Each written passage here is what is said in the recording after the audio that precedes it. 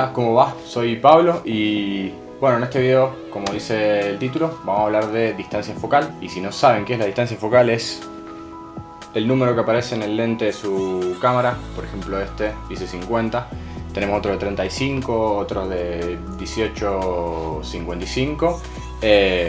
Así que bueno, voy a explicar qué es lo que es, porque por ahí es medio confuso.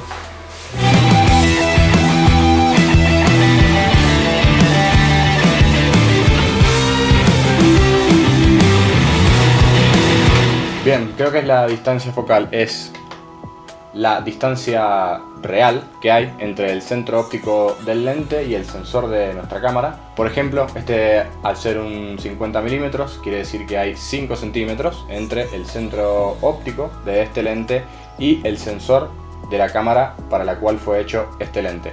¿Dónde está el sensor de nuestra cámara? Para que tengamos una idea de la distancia, siempre todas las marcas agregan una pequeña marquita para mostrar dónde está el sensor de la cámara y así poder medir, por ejemplo, cierta distancia para poder poner el foco lo mejor posible. A menor número de distancia focal, es decir, si el número de los milímetros que aparece en el lente es más chico, por ejemplo 16 o 18, significa que hay más ángulo de visión, es decir que nuestra cámara va a tomar mucho más de la escena. Y si el número este es mayor, por ejemplo un 135, un 200, un 600, el ángulo de visión va a ser mucho menor, mucho más acotado y va a tener más zoom. La diferencia también es que si la distancia focal es menor, al ser el ángulo de visión más grande, van a aparecer los elementos más distanciados entre sí. Por ejemplo, nuestro sujeto se va a ver más lejos del fondo, se va a ver como mucho más separado. Y si la distancia focal es mayor, por ejemplo en un 300, el fondo y el sujeto se van a ver mucho más cerca. Eso se llama compresión, es lo que va a provocar que se pegue mucho más todo lo que hay en el fondo con el sujeto, y también va a generar más bokeh, a pesar de que tengan la misma apertura, por ejemplo, el mismo diafragma. Un lente de mayor distancia focal va a generar más desenfoque en la parte de atrás. Tenemos que tener en cuenta también que la distancia focal va a variar en los lentes dependiendo el sensor que tengamos en nuestra cámara. Por ejemplo, una cámara de sensor completo, el sensor mide 35,6 por 23,8 milímetros.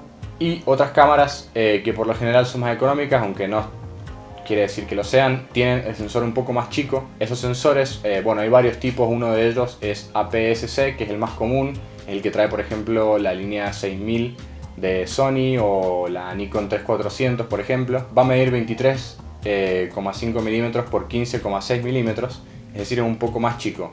Al ser más chico el tamaño, no vamos a poder capturar la totalidad de lo que capta el lente. Entonces, ¿qué va a pasar? Se va a ver un poco más chico y va a provocar que el ángulo de visión sea mucho menor. Si estuviese sacando una foto con una cámara con sensor APS-C en un lente de 16 milímetros, va a ser equivalente a 24 milímetros, porque tenemos un área que el sensor no puede captar de la imagen que entra desde el lente. Así también un 50 milímetros en estas cámaras va a equivaler a algo de 74, 75, y un 35 milímetros va a equivaler por ejemplo a un 52,5, me parece que es. Bien, tenemos dos tipos de lentes en cuanto a la distancia focal, que son los fijos y los variables.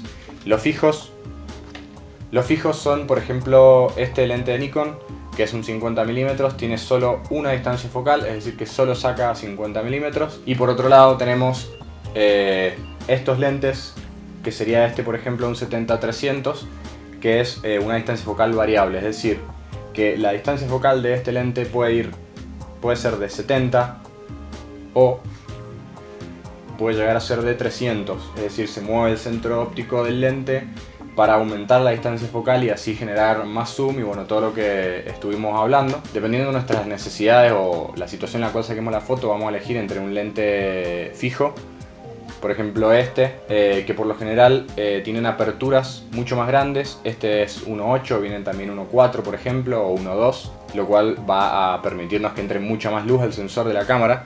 Y estos lentes tienen aperturas un poco más limitadas, por ejemplo tiene apertura de 4.5 a 6,5 6,3 me parece está borrado, lo cual va a dejar mucha menos luz, es decir, el diafragma es mucho más chico. También vienen de diafragmas más grandes, por ejemplo de 2.8, pero bueno, ya salen muchísimo más caros. Pero bueno, tenemos que elegir el lente, depende a nuestra necesidad, depende de qué necesitamos, si más luz y no nos vamos a mover mucho, porque por ejemplo un lente de distancia focal variable nos va a permitir quedarnos en un solo lugar y variar, dejar entrar más de la escena o menos, sin tener que movernos nosotros. Y un lente de distancia focal, un lente fijo, nos vamos a tener que mover nosotros para dejar ver un poco más de la escena o para acotar el plano. Bueno, y ahora les quería mostrar qué variación tiene la imagen, la distancia focal, qué pasa si sacamos con un 16 y qué pasa si sacamos con un 300, cuál es la distorsión que se genera en el sujeto, cuál es qué tan amplio se ve la escena. Así que bueno, nada, espero que les guste, voy a tratar de que sea bien dinámico y que quede copado. Así que bueno, nada, muchas gracias por ver y espero que les haya servido. Nos vemos en el próximo.